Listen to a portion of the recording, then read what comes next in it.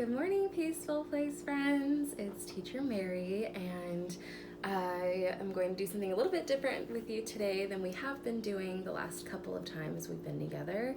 We went over daffodils and talked about the parts, and that was so much fun, and I enjoyed doing that with you guys. But this time, we're going to shift gears a little bit, and we're going to do math together. So, with math, we are going to today talk about estimation.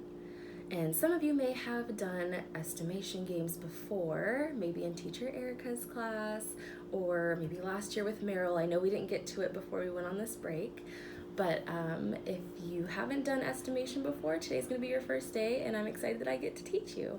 And we are going to talk about what it is and how to do it, and it can be so much fun, and how you can do it at home too.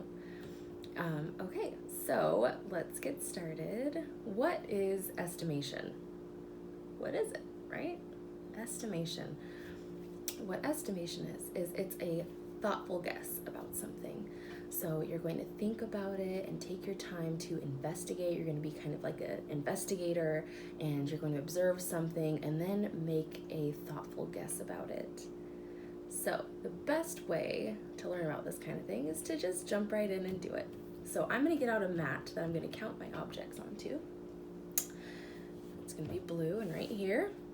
And we're going to start with bigger objects and then work our way down to smaller objects. So we're going to do 3 jars today, and we are going to estimate together and count out together and see if our guess was close, or if maybe we were a little too high or a little too low. And the thing with estimation to remember is that it's okay if you don't get the answer right or exactly. It only matters that you give it your best guess, okay? So, our first jar, it's pretty big. It's got big potatoes in it. So, when we start with estimation, we're going to put that investigation hat on, and we are going to turn the jar. We're going to look at it from different angles and sides, and we're going to see if we can think of how many of something is in the jar. So with this being bigger, some of you might be able to just count it and know right away. And for some friends, might see it and say, I don't know. And that's okay. All you have to do is give it your best guess. Okay, so after investigating and looking at these potatoes, I'm going to write down my guess. I got a little piece of paper and wrote guess. That's where my guess is going to go. And I wrote count, and that's where the answer after we count is going to go. Okay, so I'm going to get that piece of paper ready. And now we're going to count. Actually, I got to make my guess first, right? I'm going to guess that there are 8 potatoes in here. So 8. I wrote 8 down. And if you are still practicing writing your numbers, you can always get a parent, or if you have an older sibling to help you, write your guess down if you do this activity at home. All right, I'm gonna put my marker aside so it doesn't roll away, and we're gonna count these potatoes. Are you ready? All right, I'm gonna count 1, 2, 3, 4, 5.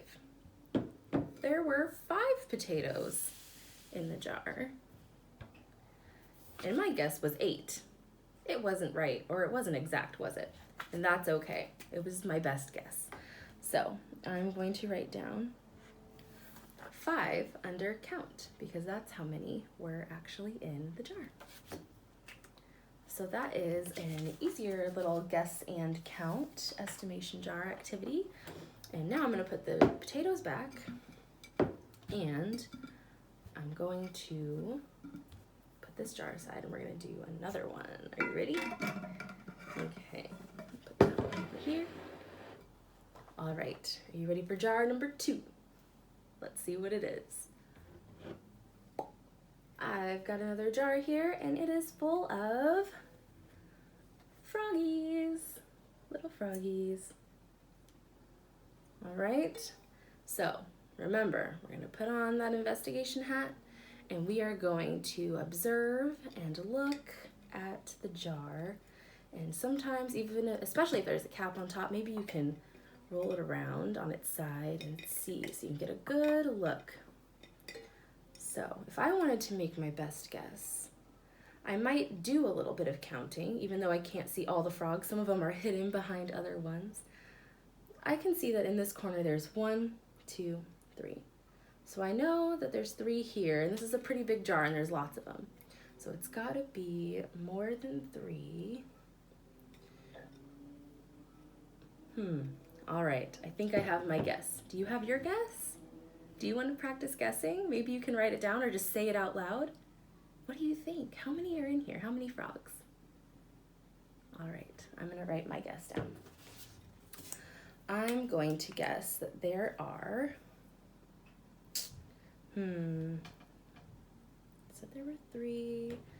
We looked really closely. I'm going to guess 25. 25. All right, are you ready to see if my guess or your guess were close? All right. So, when you have a lot of objects, it can be a little tricky to take them out one at a time. Sometimes it might be easier to pour them out carefully and count onto a different thing. Okay, I'm gonna kind of shake this. They don't want to come out. It's not that easy. All right. Come on out, frogs. There we go. Got a few more out. A few more. All right. Frogs are out of the jar. And now we're going to count them. It's funny that I picked a blue one because now it's kind of like water. So now we're going to have these frogs jump into the pond and count how many there were in the jar. All right, are you ready? 1, 2, 3, 4, 5, 6, 7, 8, 9, 10, 11, 12, 13, 14, and 15. There were 15 frogs. Did you get close? Was your answer close? Or your guess, I mean? I don't know about you, but mine was 25. 25 is a little larger than 15. So my guess wasn't correct, but all that matters is that I tried. I looked at it, I thought about it, I put on my investigation hat, and I made my best guess. So there were 15 frogs in the jar. All right. So I'm gonna put them back a little bit quicker this time because we have one more jar to go. Okay, all frogs, back. All right, and we're gonna put that jar to the side. Okay, are you ready for the last jar? It's gonna be even a little bit trickier. Okay, in this jar, we have seashells. Can you see those? Now, it's a little bit trickier because they're not all the same shape, they're not all the same size, so some of them might be smaller and bigger, and we might be able to see some of them, and some of them might be hiding inside, covered by the bigger shells. So in this case, we're gonna have to investigate, right? Just like we have with the other jars. And we're gonna have to, let's see how many are inside. I'm gonna look and I'm gonna see. Looks like a lot. Looks like there could be quite a few hiding, so it might not be as obvious. Okay, I have my guess. Do you have your guess? Are you gonna guess with me? Okay. I'm gonna put that paper down and I'm gonna get a new one, and my guess is gonna go on this line. I'm going to guess that there are, 20. I'm gonna guess that there's 20 shells. There's my guess. Maybe you can write yours down too, or just keep it in your head. All right. Now, let's see. So just like with the frogs, I'm going to take these shells out and kind of put them in a pile.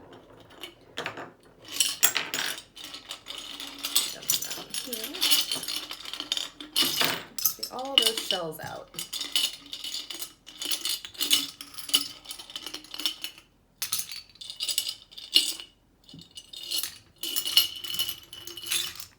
All right, jar is empty. Woo, that's a lot of shells. Are you ready to count with me? Okay, let's see how many. We've got 1, 2, 3, 4, 5, 6, 7, 8, 9, 10, 11, 12, 13, 14, 15, 16, 17, 18, 19, 20, 21, 22, 23, and 24. Wow, so there were 24 shells in that jar. And my guess, remember, it was 20. So that was pretty close, right? That was a pretty good guess. It wasn't too far away from the actual number. So I'm gonna write down 24, especially before I forget, because sometimes after we count and we start talking about it, we might forget what the actual number was and have to count all over again. So this one got a little closer. And the more you do it, maybe the closer you'll get, right? Okay, now I'm gonna put these shells back. And let's see.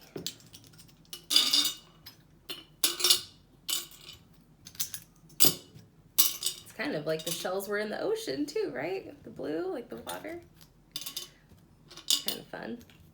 But if you have a mat or something, maybe a towel if you don't have a mat, or something to use that you can count on, just because if we just poured them on the floor, right, some of them might roll away depending on what you're using to count at home. We want to keep them in kind of a contained space, if you will. All right, thank you for joining me today and doing some estimating and learning about what estimation is. Hopefully you got a good understanding of what it is and how to do it, and maybe you and your family can find a jar at home and fill it up with something that you have around the house. Maybe Legos, maybe beads. The smaller the object, the more there will be. So if you filled the seashell jar up full of Legos or beads, your number would probably be in the hundreds, right? Because they're smaller, and when you fill it up, it holds more when the objects are super small. Anyways, I hope that you guys get to do this activity with your families at home. Maybe do more than one jar full of different things, and kind of like we did today, and guess with your family and practice estimating. All right? Okay, so to end today's video, I wanted to read another book. Okay, so today the book I'm going to read you is called Spring Blossoms. I thought we could read this book today because it is definitely spring, it's sunny, and some of these flowering trees are probably in your neighborhood. All right, let's get started. Spring is bursting out all over. The sun is up, it is warm. Let's go.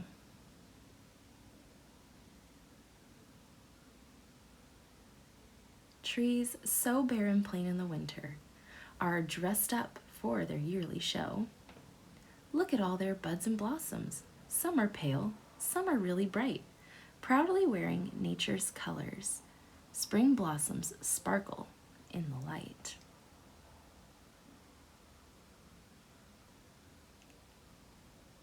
White dogwood wears a frosty crown. Its limbs spread wider than its height.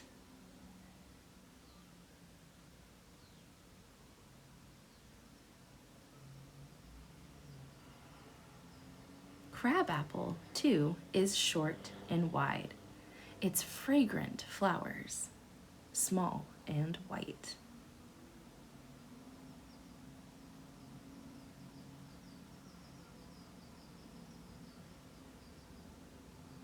Magnolia buds are opening, revealing blooms that glow like gems. Cherry flowers grow in bundles like small bouquets on long, stout stems.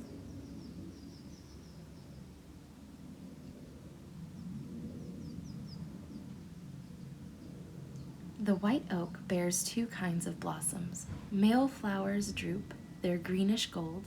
The female blooms are small and red, both open as new leaves unfold. On the beach, male flowers cluster. They are round and wear fuzzy green suits. Female flowers, small and spiky, grow near the leaves along new shoots. Red maple tree reflects its name. Both buds and flowers wear red clothes. The redbud tree does not look red. Its flowers are a pinkish rose. White pine's male flowers, small and yellow, grow in clusters near branch tips. Female flowers bloom weeks later. They're tinged with red like slender lips. Male blossoms grow on balsam fir beneath its twigs, as we can see. Their pollen blows to the female buds that grow new cones high on the tree.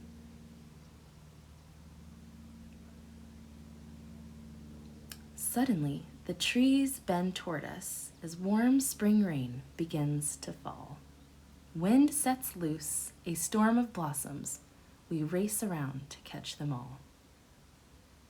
Here are some of the tree flowers that were mentioned in this book today.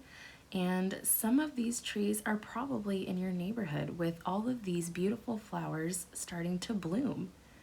Isn't that cool? Maybe you can take a walk around your neighborhood and see if you can spot any of the flowering trees that we talked about in this book today. Thank you for joining me today. I am so glad I got to talk to you guys about estimation and read this beautiful book about blossoming trees. Can't wait to see all the fun things you're doing at home. Please send in more pictures. We'd love to see them. Okay, talk to you next time. Bye.